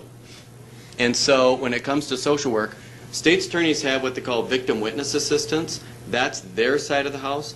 There's nobody really at the public defender's office to pick up the pieces like that. So I'm going to applaud it. I think it's a great idea. Good for you. Commissioner Kelly? You know, once again, we have something come in that has to be done by tomorrow. And This is Not her not, fault, though. that's not her fault. Well, I know that, but somehow it just gives us not the ability. This is the first time we've had a chance to talk about it. There is another opportunity coming in December, and it would leave time for. I see this as a huge expansion of the public defender's office. Eventually, I appreciate everything that's in here, But we have the Alliance program already in place, which, with the Sheriff's Office and Human Services. We need to figure out where we're going to solve these problems. The problems are there, I have no doubt about it. But the fact remains, what is the job of the public defender? What is the job of the state's attorney? What is the job of the commission? And I will not support it because I just think that and this is not a reflection on you, Tracy, but I think this concept is a big expansion, and I frankly think all the parties, we have a major problem here, and the conversation about the jail was a good example. You need all parties to sit down at the table and talk about it, and then it has to be decided. I hope we don't have part of it over here and part of it solved over here, and all of a sudden you've got 3 or 4 different departments chasing the same problem. So I would like to look at this again in December. In the meantime, I think there'd be more opportunity to present some facts to the commission, but at this point, I will not support it. Can I Thank just you. comment on what John said? I found out this morning before I came over that I had a client that committed suicide on Friday because he had a warrant out for his arrest because he missed court on one of my cases. And I don't know how much money the county spent on trying to serve that warrant and whose job it was. But the only reason that happened was because he had a warrant out for his arrest because he missed sentencing. So if we had had a social worker in our office to help me deal with the issue of why he missed court, I don't know how much money the county would have saved. But I know that he has a mom who I know about her hearing aid issues. I know about why she broke her hip. I know about his daughter who was recently married. I know about the last jobs that he's had over the last 2 years. But I know that the county wasted a lot of money dealing with that issue on Friday. And I know if we would all work together, law enforcement and social services, and we all recognize that we're all in this together, and we all came together and realized that even though it's an adversarial process, that we're just as much a part of the law enforcement team and that we live here and want to keep the community safe, that the reason that I only have 2 days to get this together is because we are inadequately staffed and we are trying to put out fires and doing triage, then I wouldn't be waiting to the last minute to try to throw together a grant application. But the grant is written and I just have to hit send, and I write it on my own personal time. But put together the amount of money we spent last Friday dealing with the suicide of a client who was only upset because he missed court.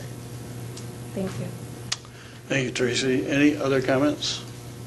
I was just going to comment that, Dick brought up, or Commissioner Kelly brought up the Alliance program, and I think that is a great jumping point for Senate Bill 70 and everything else that's coming down, and that's on the other side where those guys are coming, or women are coming out of jail.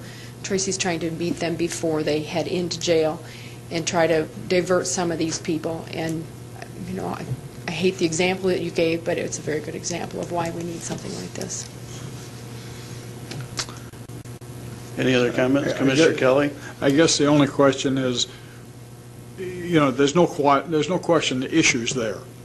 The question is where do we solve the issue? And do we want to make the public defender now all of a sudden, having a social agenda too, or do we want the public defender's office to be, in fact, defending those clients, and maybe somewhere else, social services or human services or something, needs to be brought into the loop when there's an issue like she referred to.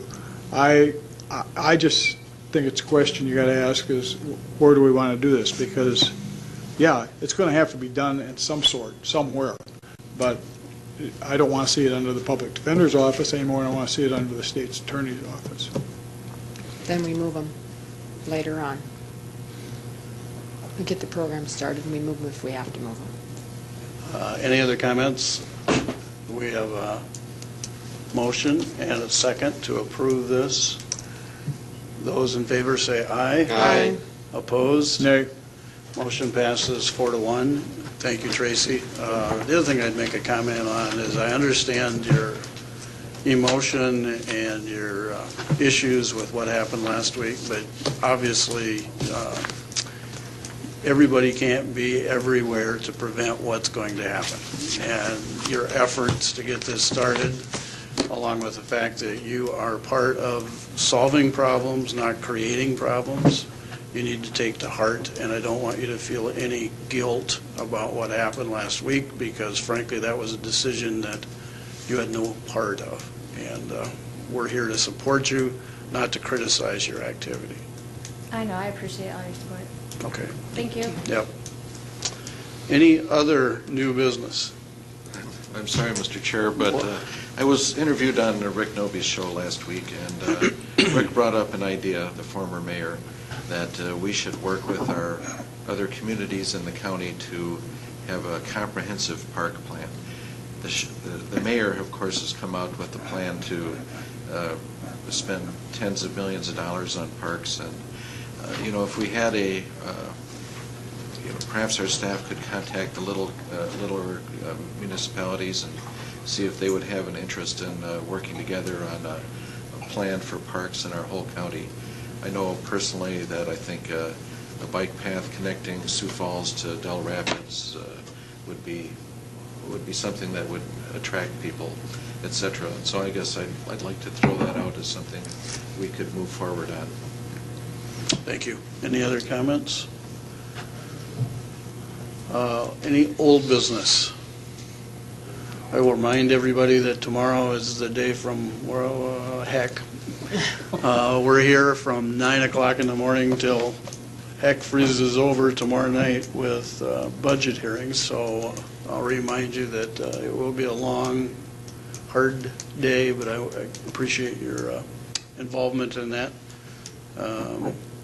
The other thing that I'd like to bring up under old business is that we as a county need to respond to the incorrect information that the Argus Leader provided through its board of whatever, that we have $2.3 million to spend that frankly I haven't been able to find. And I would invite the people who are part of that process to come over and help me look for it. I get a little tired of defending things that aren't correct. And frankly, my response to that is going to wait, because if I hit send button last week, there are going to be a lot of people calling me. And I really feel like we have been undermined by incorrect information, and I would like to talk to Mr. Beck if he would like to come over and defend what he had written, because frankly, he's giving us and all the hard work that we put together a stab in the back when it's incorrect information. So if you would like to relay that information, Pete, I would be happy to do it personally at some point. So, sorry I'm venting, but it really ticks me off. Any other old business? Mr. Chair, I guess in response to Mrs. Johnson's letter in the paper today, there were a couple other items in there that she accused us of raising taxes without any public action, etc. These facts are just not right. And I think it well may be that she was confusing the city council with the county commission, etc., something that often happens with people that don't really follow things. And anyway, she was a participant in the petition gathering that failed so miserably a year ago, where they turned in 400 signatures instead of 400 filled petitions. Anyway, though, misinformation once printed then lives forever, and that's the way it goes. Grin and bear it, I guess. And that particular one, I have not been able to read that. Any other old business? If not, we do have an executive session for a personnel item. Okay, have a vote to go into exec session. Motion to adjourn to exec session for personnel. Thank you. We have a motion and a second. Those in favor say aye. Aye. Those opposed, nay. Motion unanimously passes. Hi.